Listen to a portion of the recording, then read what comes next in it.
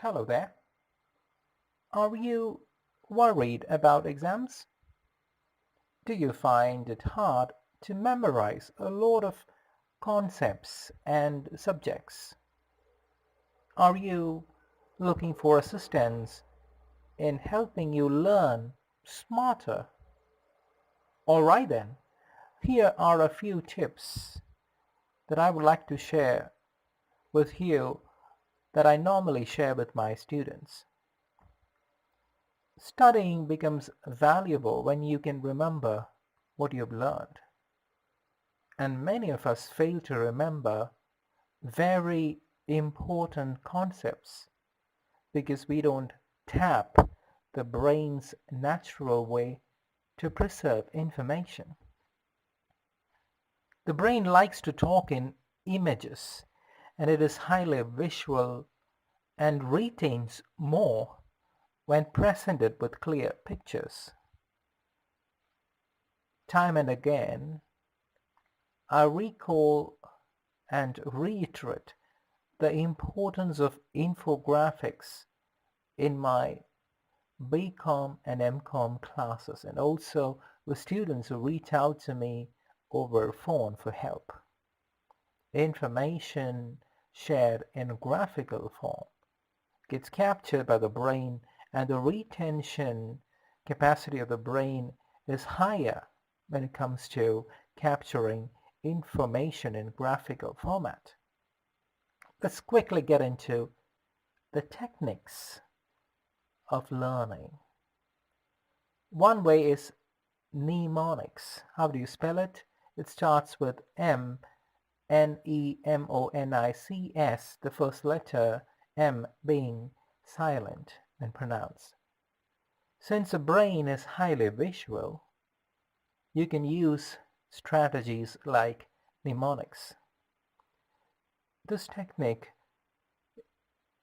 is used by students who would find it easy to associate names or rhyming words to a particular picture or concept, thereby increasing the chances of remembering them. The next one is reading. Reading strategy varies from one person to another. Some would like to go through each and every line, whereas I resort to diagonal or oblique reading, which comes only by practice. And it's also called a speed reading. So it's up to you to either go through each and every line the very first time, and then the next time skip through information that is superfluous and not too essential for the concept that you're trying to understand. Third, eat very well. Brain regions require more glucose, and your brain uses a lot of glucose. Remember that. Glucose is the main source of energy for every cell. And to have a constant supply of glucose, you should have fruits, vegetables, grains, and carbohydrates in your regular diet. The next method would be to read and write simultaneously. And when you do that, you should read out loud. So when writing and reading is done at the same time, the brain has a tendency to re-record information when compared to either reading or writing without a combination of these at the same time. Next is music-aided learning. Taking an exception, some students seem to learn quickly when they read and at the same time play soft or slow music in the background.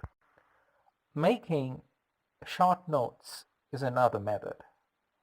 Lots of studies have shown that writing short notes helps the brain process information better. And I reiterate this in my classrooms.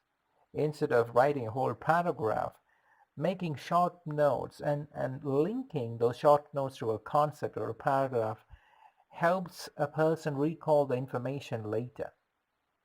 So you have to develop the habit of writing down important points while reading.